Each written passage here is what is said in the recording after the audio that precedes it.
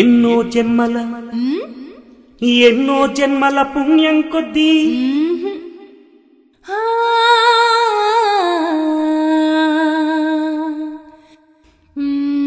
లాలే లాలి లాలే లాలి భారత భూమిలో పుట్టాము తానే నని నానే నని పాపం మోజులో పడ్డాము.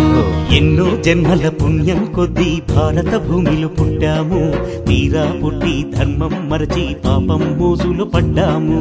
రాముడు కృష్ణుడు ఇబ్రాహిము బుద్ధుడు యేసు గురునానక్ ఎందరూ వచ్చి చెప్తూ ఉన్న ఆత్మ పవిత్రత మరిచాము. ఆ పరమాత్మే తట్టి లేపుతున్నా కళ్ళు తెరవకుంటే ఎందుకింక జన్మ.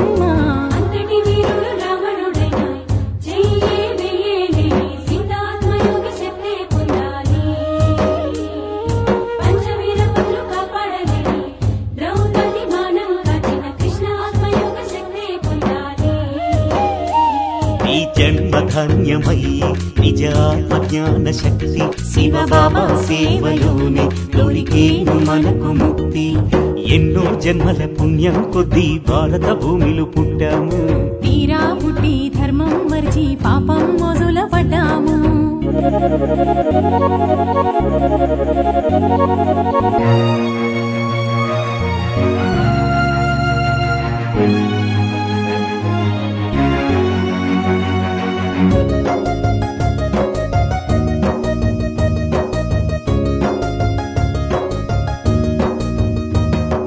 సనాతన దేవి దేవత ధర్మంతో నిర్వికారతతో ప్రధానం.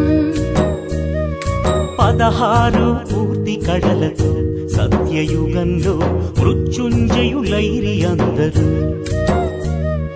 త్రేతాయుగంలోనూ ఒకే రాజ్యం, ఒకే ధర్మం, శాంతి సౌఖ్యం ఉంటూ 2 కళలు తరిగి ఆ సూర్యవంశమంతా సతో సామాన్యులుగా 12 జన్మలెత్తి దేవతలే రాను రాను క్షత్రియులయ్యారు. ఎన్నో జన్మల పుణ్యం కొద్దీ భారత భూమిలో పుట్టాము, తీరా పుట్టి ధర్మం మరిచి పాపం మోజుల పడ్డాము.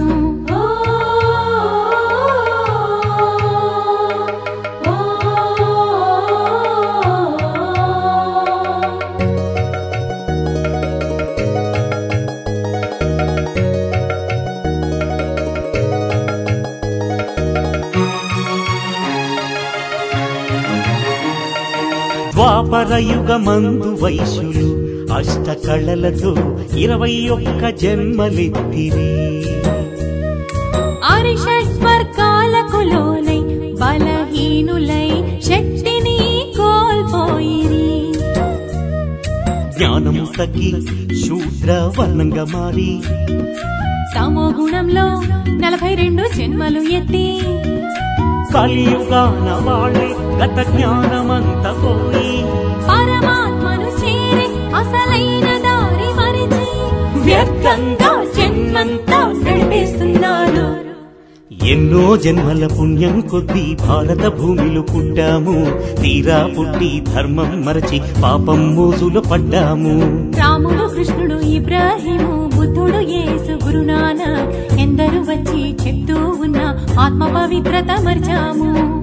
ఆ పరమాత్మే తట్టి లేపుతున్నా కళ్ళు తెరవకుంటే ఎందుకింక జన్మ.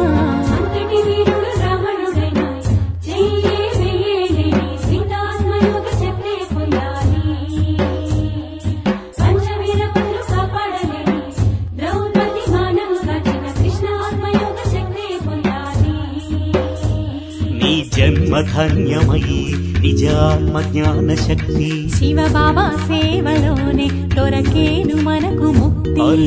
ఎన్నో జన్మల పుణ్యం కొద్దీ భారత భూమిలో పుట్టాము, తీరా పుట్టి ధర్మం మరిచి పాపం మోజులో పడ్డాము. ఓం శాంతి.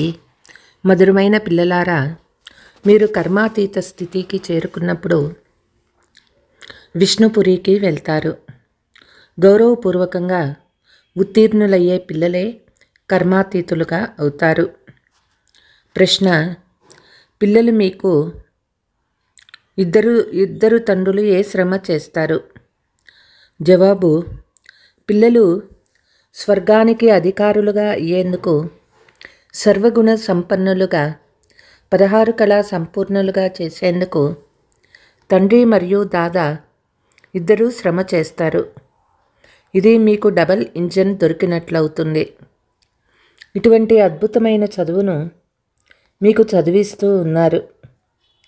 ఈ చదువు ద్వారా మీరు 21 జన్మలకు చక్రవర్తి పదవి పొందుకుంటారు. ఓం శాంతి. పాట: చిన్ననాటి రోజులు మర్చిపోరాదు. ఓం శాంతి. మధురాతి మధురమైన పిల్లలు పాట విన్నారు. డ్రామా ప్లాన్ అనుసారము ఇటువంటి పాటలు సెలెక్ట్ చేయబడినాయి. వీరు సినిమా లేక నాటకంలోని పాటలను ఉపయోగించి వాణి చేస్తూ ఉన్నారే, ఇదేం జ్ఞానము అని మనుషులు ఆశ్చర్యపడతారు. శాస్త్రాలు, వేదాలు, ఉపనిషత్తులు మొదలైనవన్నీ వదిలేశారు, పాట ఉపయోగించి వాణి చేస్తున్నారు అని ఆశ్చర్యపడతారు.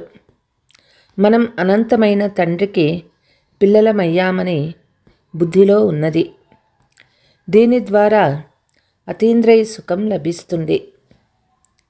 ఇటువంటి తండ్రిని మర్చిపోరాదు. తండ్రి స్మృతి ద్వారా మాత్రమే జన్మాంతరాలు పాపాలు దగ్ధమవుతాయి. స్మృతిని వదిలి పాపాలను ఉంచుకోరాదు. అలాగైతే పదవి కూడా తగ్గిపోతుంది. ఇటువంటి తండ్రిని బాగా స్మృతి చేసే పురుషార్థం చేయాలి. నిశ్చితార్థం జరిగిన తర్వాత ఒకరినొకరు గుర్తు చేసుకుంటూ ఉంటారు. అలాగే మీ నిశ్చితార్థం కూడా జరిగిపోయింది. మీరు కర్మాతీత స్థితిని పొందుకున్నప్పుడు విష్ణుపురికి వెళ్తారు. ఇప్పుడు శివబాబా కూడా ఉన్నారు. ప్రజాపిత బ్రహ్మ కూడా ఉన్నారు. మీకు 2 ఇంజన్లు లభించాయి. ఒకరు నిరాకారులు, మరొకరు సాకారులు. ఇద్దరూ కలిసి పిల్లలను స్వర్గానికి అర్హులుగా అవ్వాలని శ్రమ చేస్తూ ఉన్నారు. సర్వగుణ సంపన్నంగా 16 కళ సంపూర్ణంగా అవ్వాలి. ఇక్కడ పరీక్షలో పాస్ అవ్వాలి. ఈ విషయాలు ఏ శాస్త్రాలలోనూ లేవు. ఈ చదువు చాలా అద్భుతమైనది. భవిష్యత్తులో 21 జన్మలకు ఉపయోగపడుతుంది. ఇతర చదువులు మృత్యులోకం కొరకు ఉపయోగపడతాయి. ఈ చదువు అమరలోకం కొరకు. అందుకొరకు చదువుకోవాల్సింది ఇక్కడే కదా. ఎంతవరకు ఆత్మ పవిత్రమవ్వదో అంతవరకు సత్యయుగంలోకి వెళ్ళలేదు. అందుకే పావనంగా చేసేందుకు తండ్రి సంగమయుగంలోనే వస్తారు. దీనినే పురుషోత్తమ కళ్యాణకారి యుగమని అంటారు. ఈ యుగంలో మీరు గవ్వ నుండి వజ్ర సమానంగా అవుతారు. అందుకు మీరు శ్రీమతాన్ని అనుసరిస్తూ ఉండండి. శ్రీశ్రీ అని ఒక్క శివబాబా అని అంటారు. మాల అర్థం కూడా పిల్లలకు అర్థం చేయించాము. మాలకు పైన ఉన్న పుష్పము శివబాబా తర్వాత జంట పూస. ఇది ప్రవృత్తి మార్గం కదా. ఆ తర్వాత విజయం పొందుకునే వారి గుర్తుగా మిగిలిన పూసలు వారిదే రుద్రమాల, తర్వాత విష్ణుమాల తయారవుతుంది. ఈ మాలకు అర్థము ఎవరికీ తెలియదు. తండ్రి కూర్చొని అర్థం చేయిస్తూ ఉన్నారు. పిల్లలు మీరు గవ్వ నుండి వజ్ర సమానంగా అవ్వాలి. 63 జన్మలు మీరు తండ్రిని స్మృతి చేస్తూ వచ్చారు. ఇప్పుడు మీరు ఒకే ప్రియునికి ప్రేయసీలు అయినారు. అందరూ ఒక్క భగవంతుని భక్తులే. వారు పతితులకు పతి, తండ్రులకు తండ్రి వారొక్కరే. వారు పిల్లలైన మిమ్మల్ని రాజాదిరాజులుగా తయారు చేస్తారు. వారు స్వయం రాజాదిరాజుగా అవ్వరు. తండ్రి పదే పదే అర్థం చేయిస్తూ ఉన్నారు. తండ్రి స్మృతి ద్వారానే జన్మాంతరాల మీ పాపాలన్నీ భస్మమైపోతాయి. సాధు సత్పురుషులు ఆత్మ నిర్లేపమని అంటారు. మంచి లేక చెడు సంస్కారాలు ఆత్మయే తీసుకువెళ్తుందని తండ్రి అర్థం చేయిస్తూ ఉన్నారు. ఎక్కడ చూసినా అంతటా భగవంతుడని వారంటారు. ఈ లీలలన్నీ భగవంతునివే అని వారంటారు. పూర్తిగా వామ మార్గంలో అపవిత్రమైపోతారు. ఇటువంటి మతాన్ని కూడా లక్షల మంది అనుసరిస్తున్నారు. ఇది కూడా డ్రామాలో నిశ్చయింపబడింది. సదా మీ బుద్ధిలో 3 ధామాలను గుర్తుంచుకోండి. శాంతిధామంలో ఆత్మలుంటారు. రెండవది సుఖధామము. దీని కొరకు మీరు పురుషార్థం చేస్తూ ఉన్నారు. అర్ధకల్పం తర్వాత దుఃఖధామము మొదలవుతుంది. భగవంతుడనగా స్వర్గాన్ని స్థాపించిన తండ్రిని హెవెన్లీ గాడ్ ఫాదర్ అని అంటారు. వారు నరకాన్ని స్థాపన చెయ్యరు. నేను సుఖధామాన్ని స్థాపన చేస్తానని తండ్రి చెప్తూ ఉన్నారు. పోతే ఇది గెలుపు ఓటముల ఆట. పిల్లలు మీరు శ్రీమతాన్ని అనుసరించి మాయారూపి రావణునిపైన విజయం పొందుతారు. మళ్ళీ అర్ధకల్పం తర్వాత రావణ రాజ్యం ప్రారంభమవుతుంది. పిల్లలు మీరిప్పుడు యుద్ధ మైదానంలో ఉన్నారు. ఇది బుద్ధిలో ధారణ చేయాలి. ఇతరులకు కూడా అర్థం చేయించాలి. అందులకు ఊతకర్రగా అయ్యి ఇంటికి మార్గాన్ని తెలపాలి. ఎందుకంటే ఆ ఇంటిని అందరూ మర్చిపోయారు. ఇది ఒక నాటకమని కూడా అంటారు. కానీ దీని ఆయువు లక్షల సంవత్సరాలని అంటారు. రావణుడు మిమ్మల్ని ఎంత అంధులుగా చేశాడో తండ్రి అర్థం చేయిస్తూ ఉన్నారు. ఇప్పుడు తండ్రి అన్ని విషయాలు అర్థం చేయిస్తూ ఉన్నారు. తండ్రినే జ్ఞానసాగర్లని అంటారు. అలాగని వారు అందరూ ఆంతర్యమును తెలిసిన వారిని కాదు. ఆ పని క్షుద్ర విద్యలు తెలిసిన వారు చెప్తారు. మీ లోపల ఉన్న విషయాలన్నీ వినిపిస్తారు. జ్ఞానసాగర్లుగా అర్థం అది కాదు. ఈ మహిమ ఆ తండ్రిదే. వారు జ్ఞానసాగర్లు, ఆనందసాగర్లు. వారు అంతర్యామి అని మనుషులు అంటారు. వారు టీచర్ అని మనల్ని చదివిస్తున్నారని పిల్లలు మీకిప్పుడు తెలుసు.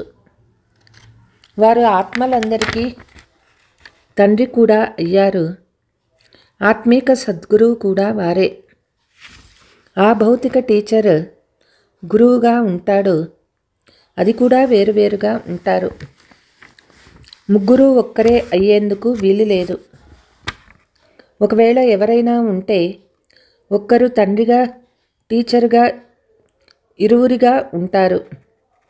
కానీ గురువుగా ఉండరు. అయినా వారు మానవులు.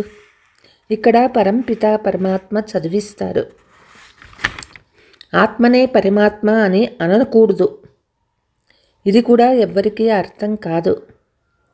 పరమాత్మ అర్జునునికి సాక్షాత్కారం చేయించారని, అర్జునుడు ఇక చాలు అన్నాడని, నేను ఇంత తేజస్సుని సహించలేనని అర్జునుడు అన్నాడని అంటారు. ఇదంతా విన్నవారు పరమాత్మ ఎంత గొప్ప తేజోవంతులని భావిస్తారు. ప్రారంభంలో బాబా వద్దకు వచ్చిన వారికి సాక్షాత్కారాలు అయ్యేవి. ఇక చాలా తేజోవంతంగా ఉన్నారని మేము సహించలేమని అనేవారు. ఎందుకంటే ఉన్నదంతా బుద్ధిలో భావన ఉండిపోయింది. ఎవరు ఏ భావనతో స్మృతి చేస్తారో వారి భావనలను నేను పూర్తి చేయగలను. ఎవరైనా విఘ్నేశ్వరుని పూజారి అయితే అతనికి విఘ్నేశ్వరుని సాక్షాత్కారం చేయిస్తాను. సాక్షాత్కారము అయినంతనే ముక్తిధామానికి చేరుకున్నామని భావిస్తారు. కానీ అలా జరగదు. ముక్తిధామానికి ఎవ్వరూ వెళ్ళలేరు. నారదుని ఉదాహరణ కూడా ఉన్నది. అతను భక్త శిరోమణి అని మహిమ చేయబడ్డాడు. అతడు నేను లక్ష్మిని వరిస్తానని అన్నప్పుడు నీ ముఖము చూసుకోమని చెప్తారు. భక్తుల మాల కూడా ఉంటుంది. స్త్రీలలో మీరాబాయి, నారదుడు ముఖ్యమైన వారు గాయనం చేయబడతారు. ఇక్కడ జ్ఞానంలో ముఖ్య శిరోమణి సరస్వతి నెంబరు వారుగా ఉంటారు కదా. మాయ నుండి చాలా హెచ్చరికగా ఉండాలని తండ్రి అర్థం చేయిస్తారు. మాయ ఎటువంటి వ్యతిరేక పనులు చేయిస్తుందంటే వాటి వల్ల చివర్లో చాలా ఏడ్చి పశ్చాత్తాపపడాల్సి వస్తుంది. భగవంతుడు వచ్చినా మేము వారసత్వం తీసుకోలేకపోయామని బాధపడతారు. ప్రజల్లో కూడా దాసదాసీలుగా అవుతారు. చివర్లో చదివేమో పూర్తి అయిపోతుంది. తర్వాత చాలా పశ్చాత్తాపపడవలసి వస్తుంది. చివర్లో పశ్చాత్తాపపడరాదని బాబా ముందే తెలియచేస్తూ ఉన్నారు. తండ్రిని ఎంతగా స్మృతి చేస్తారో అంత యోగాగ్నిలో పాపాలు భస్మమైపోతాయి. ఆత్మ సతో ప్రధానంగా ఉండేది. అందులో మలినం చేరుతూ చేరుతూ తమో ప్రధానంగా అయ్యింది. బంగారు, వెండి, రాగి, ఇనుము పేర్లు కూడా అలాగే ఉన్నాయి.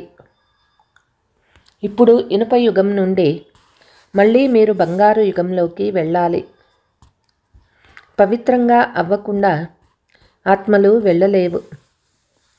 సత్యయుగంలో పవిత్రత ఉండేది కనుక సుఖశాంతులు కూడా ఉండేవి. ఇక్కడ పవిత్రత లేదు కనుక సుఖశాంతులు కూడా లేవు. రాత్రికి పగలకు ఉన్నంత వ్యత్యాసం ఉన్నది. అందుకే చిన్ననాటి రోజులు మరచిపోకండని బాబా అర్థం చేయిస్తారు. తండ్రి దత్తత చేసుకున్నారు కదా, బ్రహ్మ ద్వారా దత్తత చేసుకుంటారు. దీనిని దత్తత అని అంటారు. స్త్రీ దత్తత తీసుకోబడుతుంది. స్త్రీని రచన అని అనరు. పిల్లలు రచింపబడతారు. ఈ తండ్రి కూడా దత్తత చేసుకుంటారు. మీరు కల్పక్రితం దత్తత తీసుకున్న పిల్లలే అని తండ్రి అంటూ ఉన్నారు. దత్తత తీసుకోబడిన పిల్లలకే తండ్రి నుండి వారసత్వం లభిస్తుంది. అత్యంత ఉన్నతమైన తండ్రి నుండి అత్యంత ఉన్నతమైన వారసత్వం లభిస్తుంది. వారు భగవంతుడు 2వ నెంబర్లో లక్ష్మీనారాయణులు. వీరు సత్యయుగానికి యజమానులు.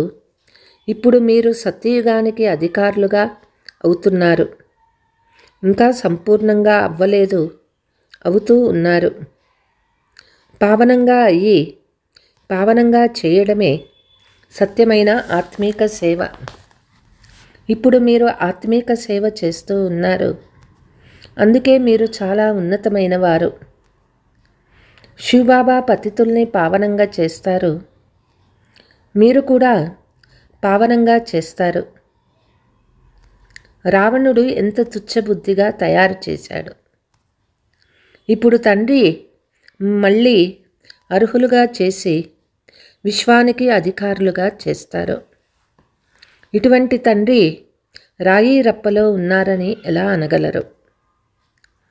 తండ్రి చెప్తూ ఉన్నారు, ఇది తయారైన ఆట. కల్పం తర్వాత మళ్ళీ ఇలాగే జరుగుతుంది. డ్రామా ప్లాన్ అనుసారము బాబా మనకి అర్థం చేయించేందుకు వచ్చారు. ఇందులో కొంచెం కూడా తేడా రాదు. తండ్రి ఒక్క సెకండ్ కూడా ఆలస్యం చేయరు. బాబా ఎలా అవతరిస్తారో అలా పిల్లలైన మీరు కూడా అవతరిస్తారు. మీరు అవతరించిన వారు. ఆత్మ ఇక్కడకు వచ్చిన తర్వాత సాకారంలో పాత్రను అభినయిస్తుంది. దీనినే అవతరణ అని అంటారు. పైనుండి కిందకు పాత్రను అభినయించేందుకు వస్తారు. తండ్రిది దివ్యమైన అలౌకిక జన్మ. తండ్రి స్వయంగా చెప్తూ ఉన్నారు, ప్రకృతిని ఆధారంగా తీసుకోవలసి వస్తుంది.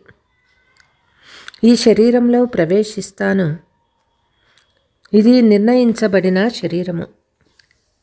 ఇది చాలా అద్భుతమైన ఆట. ఈ నాటకంలో ప్రతి ఒక్కరి పాత్ర నిర్ణయించబడి ఉంది. ఆ పాత్రను అభినయిస్తూనే ఉంటారు. 21 జన్మల పాత్రను మళ్ళీ ఇలానే అభినయిస్తారు. మీకు నెంబర్ వారు పురుషార్థానుసారము స్పష్టమైన జ్ఞానం లభించింది. మహారథులను బాబా మహిమ చేస్తారు కదా. పాండవ కౌరవ యుద్ధం జరిగినట్లు చూపిస్తారు కదా. ఇవన్నీ కల్పిత కథలు. వారు శారీరక డబల్ హింసకులు. మీరు ఆత్మిక డబల్ అహింసకులని మీరు అర్థం చేసుకున్నారు. చక్రవర్తి పదవిని తీసుకునేందుకు మీరిక్కడ ఎలా కూర్చొని ఉన్నారో చూడండి. తండ్రి స్మృతి ద్వారా వికర్మలు వినాశమవుతాయని మీకు తెలుసు. ఇదే చింతలో లగ్నమై ఉన్నారు. శ్రమ అంతా స్మృతి చేయడంలోనే ఉంది. అందుకే భారతదేశపు ప్రాచీన యోగము మహిమ చేయబడింది. విదేశాల వారు కూడా ఈ భారతదేశ ప్రాచీన యోగాన్ని నేర్చుకుంటూ ఉన్నారు. సన్యాసీలు ఈ యోగాన్ని నేర్పిస్తారని వారు భావిస్తారు. వాస్తవానికి వారు ఏమీ నేర్పించరు. వారిది హఠయోగ సన్యాసము. మీరు ప్రవృత్తి మార్గంలోని వారు. మీ రాజ్యము ప్రారంభంలోనే ఉండేది. ఇప్పుడు అంతిమ సమయము. ఇప్పుడు పంచాయతీ రాజ్యం ఉంది. ప్రపంచంలో అంధకారం చాలా ఉన్నది. ఇప్పుడు అనవసర రక్తపాతం జరుగుతుందని మీకు తెలుసు. ఇది కూడా ఒక నాటకంగా చూపిస్తారు. కానీ ఇది బేహద్దు విషయము. ఎన్నో కూనీలు జరుగుతాయి. ఎంతో రక్తపాతం జరుగుతుంది. ప్రకృతి ఆపదలు వస్తాయి. అందరూ మరణిస్తారు. దీనిని రక్తపాతము అని అంటారు. ఇది చూడాలి అంటే చాలా ధైర్యం ఉండాలి. పిరికివారు వెంటనే మూర్ఛపోతారు. ఇది చూడాలి అంటే చాలా నిర్భయత అవసరం. మీరు శివశక్తులు కదా. శివబాబా సర్వశక్తివంతులు. మనం వారి నుండి శక్తి తీసుకుంటాము. పతితుల నుండి పావనంగా అయ్యే యుక్తి తండ్రి మాత్రమే తెలుపగలరు. తండ్రి చాలా సింపుల్ సలహా ఇస్తూ ఉన్నారు. పిల్లలు, మీరు సతో ప్రధానంగా ఉండేవారు. ఇప్పుడు తమో ప్రధానంగా అయ్యారు. ఇప్పుడు తండ్రి చెప్తూ ఉన్నారు, నన్ను స్మృతి చేస్తే మీరు పతీతు నుండి పావనంగా సతో ప్రధానంగా అవుతారు. ఆత్మ తండ్రితో యోగం చేస్తే పాపం భస్మమైపోతుంది. అథారిటీ కూడా తండ్రియే. విష్ణువు నాభి నుండి బ్రహ్మ జన్మించినట్లు వారి ద్వారా సర్వవేద శాస్త్రాల సారాలను తెలిపారని చిత్రాలలో చూపిస్తారు. బ్రహ్మయే విష్ణువు, విష్ణువే బ్రహ్మగా అవుతారని ఇప్పుడు మీకు తెలుసు. బ్రహ్మ ద్వారా స్థాపన చేస్తారు. స్థాపన అయిన దానిని తప్పకుండా పాలన కూడా చేస్తారు కదా. ఇవన్నీ మంచి రీతిగా అర్థం చేయించబడతాయి.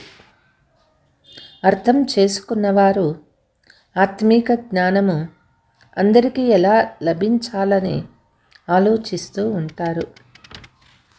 మన వద్ద డబ్బుంటే సెంటర్లు ఎందుకు తెరవరాదని అనుకుంటూ ఉంటారు. తండ్రి అంటూ ఉన్నారు, అచ్చా బాడుక్కి అయినా ఇల్లు తీసుకోండి, అందులో హాస్పిటల్ కమ్ యూనివర్సిటీ తెరవండి. యోగము ద్వారా ముక్తి, జ్ఞానము ద్వారా జీవన్ముక్తి, 2 వారసత్వాలు లభిస్తాయి. ఇందుకు కేవలం 3 అడుగుల జాగా చాలు, ఇంకేమీ అవసరం లేదు. అందులో గాడ్ ఫాదర్లీ యూనివర్సిటీ తెరవండి. విశ్వవిద్యాలయం అన్నా యూనివర్సిటీ అన్నా ఒక్కటే. ఇది మనుషుల నుండి దేవతలుగా తయారయ్యే చాలా గొప్ప యూనివర్సిటీ. ఇది జరిగేందుకు ఖర్చు ఎలా వస్తుంది అని అడుగుతారు. అరే బీకేస్, తండ్రికి ఎంతమంది పిల్లలు ఉన్నారో మీకు తెలుసా? మీరు అడిగేందుకు వచ్చారా? బోర్డుపై ఏం రాసి ఉందో చూడండి. ఇది చాలా అద్భుతమైన జ్ఞానము. తండ్రి కూడా అద్భుతమైన వారే కదా. మీరు విశ్వానికి అధికారులుగా ఎలా అవుతారు? శివబాబాను శ్రీశ్రీ అని అంటారు, ఎందుకంటే వారు అత్యంత ఉన్నతమైన వారు కదా. లక్ష్మీనారాయణులను శ్రీలక్ష్మీ శ్రీనారాయణ అని అంటారు. ఇవన్నీ చాలా బాగా ధారణ చేసే విషయాలు. తండ్రి చెప్తూ ఉన్నారు, నేను మీకు రాజయోగం నేర్పిస్తాను. ఇది సత్యమైన అమరకథ. కేవలం ఒక్క పార్వతీకే అమరకథను వినిపించి ఉండరు. అమరనాథ యాత్రకు ఎంతోమంది మనుషులు వెళ్తారు. రిఫ్రెష్ అయ్యేందుకు పిల్లలైన మీరు తండ్రి వద్దకు వచ్చారు. మీరు రిఫ్రెష్ అయిన తర్వాత అందరికీ తెలిపి రిఫ్రెష్ చేయాలి. సెంటర్ తెరవాలి. 3 అడుగుల జాగా తీసుకొని హాస్పిటల్ కమ్ యూనివర్సిటీ తెరుస్తూ వెళ్ళండి. చాలామందికి కళ్యాణం అవుతుంది. ఇందులో ఏ ఖర్చు కూడా లేదు. ఆరోగ్యము, సంపద, సంతోషము అన్నీ 1 సెకండ్లోనే లభిస్తాయి. పిల్లలు జన్మిస్తూనే వారసులుగా అవుతారు. నిశ్చయమైన వెంటనే మీరు విశ్వానికి అధికారులుగా అవుతారు. తర్వాత మీరు చేసే పురుషార్థంపై ఆధారపడి ఉంటుంది. अच्छा मीठे मीठे सिकेलते बच्चों प्रति मात पिता बाप दादा का याद प्यार और गुड मॉर्निंग. रूहानी बाप की रूहानी बच्चों को नमस्ते. हम रूहानी बच्चों की रूहानी मात पिता बाप दादा को याद प्यार गुड मॉर्निंग नमस्ते. ధారణ: అంతిమ అనవసర రక్తపాతం జరిగే దృశ్యాన్ని చూసేందుకు చాలా నిర్భయంగా శివశక్తులుగా అవ్వాలి. సర్వశక్తివంతుడైన తండ్రి స్మృతి ద్వారా శక్తి తీసుకోవాలి. పావనంగా అయ్యి పావనంగా చేసే సత్యమైన ఆత్మీక సేవ చేయాలి. డబల్ అహింసకులుగా అవ్వాలి. అందులకు చేతికర్రగా అయ్యి అందరికీ ఇంటికి పోయే దారి తెలపాలి.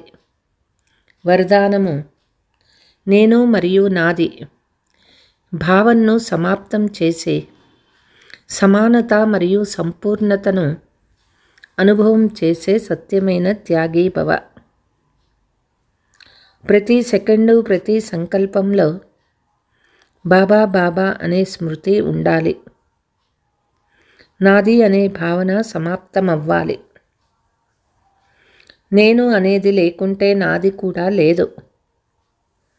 నా స్వభావం, నా సంస్కారము, నా నేచర్, నా పని, నా డ్యూటీ, నా పేరు, నా గౌరవము ఎప్పుడైతే ఈ నేను నాది అనేది సమాప్తమైపోతుందో దానినే సమానత మరియు సంపూర్ణత అని అంటారు.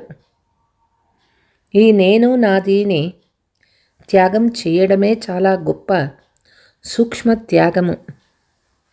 ఈ మైపన్ అనే అశ్వాన్ని అశ్వమేధ యజ్ఞంలో స్వాహా చేయండి.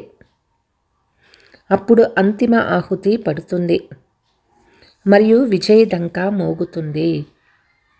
స్లోగన్: హాజీ అంటూ సహయోగం యొక్క చేతిని ఇవ్వడం అంటే ఆశీర్వాదాల మాలను ధరించడం.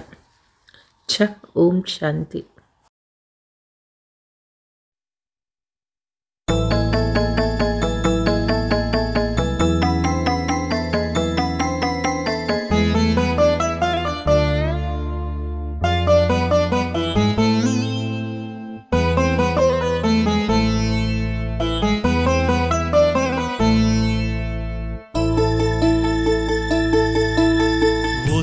తల్లై వచ్చి ఓసారి తండ్రై వచ్చి ఓసారి సద్గురు వల్లే బాబా, ఓసారి సద్గురు వల్లే బాబా.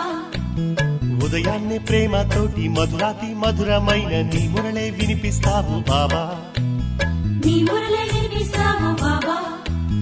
తీయనైనా పిల్లలని ప్రశ్న వేసి గీతముతో యోగము ధారణ సేవ.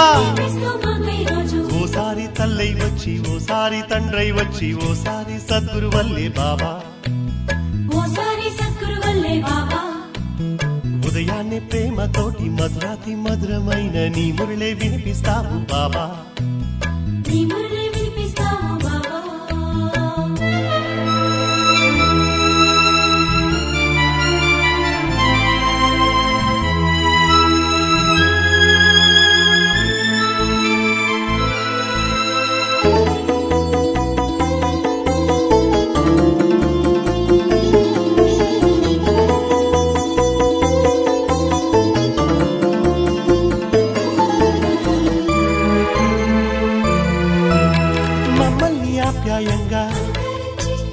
ప్రేమాతి సాగరుడల్లే ముళ్ళ బాటల్లో నీలో అనంత శక్తి యోగాగ్ని చేతమా వికర్మలన్నిటినీ వినాశనం చేయించి మాటలకే అందని ఊహలకే దొరకని అతీంద్రియ సౌఖ్యం అందించి ఆత్మలే లీనమై నాట్యమే చేయగా అంతు తెలియని పరవశం కలిగేలా. ఓసారి తల్లై వచ్చి ఓసారి తండ్రై వచ్చి ఓసారి సద్గురు వల్లే బాబా, ఓసారి సద్గురు వల్లే బాబా.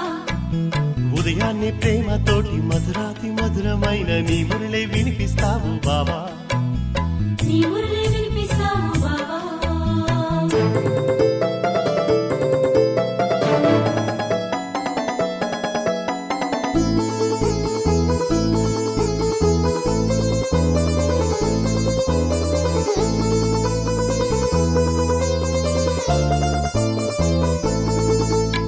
కొనలేని వజ్రాలల్లే ఎనలేని దివ్య జ్ఞాన యోగ బట్టిలో రాజయోగంలో అందరి ఒడి దుడుకుల్లో అడుగడుగు అండై నిలిచే నడవడిక సేవలు నేర్పించి మనసా కర్మణ మర్యాద పురుషోత్తములే జ్ఞానమనే మూడో నేత్రంతో సూర్యుని చంద్రుని ఒకేసారి చూడగలిగే సర్వశక్తుల బ్రహ్మ విద్యనే పుటకై. ఓసారి తల్లై వచ్చి ఓసారి తండ్రై వచ్చి ఓసారి సద్గురు వల్లే బాబా, ఓసారి సద్గురు వల్లే బాబా. ఉదయాన్నే ప్రేమతోటి మధురాతి మధురమైన నీ మురళే వినిపిస్తావు బాబా, నీ మురళే వినిపిస్తావు బాబా. తీయనైనా పిల్లలని ప్రశ్న వేసి గీతముతో యోగము ధారణ సేవ. ఓసారి తల్లై వచ్చి ఓసారి తండ్రై వచ్చి ఓసారి సద్గురు వల్లే బాబా, ఓసారి సద్గురు వల్లే బాబా.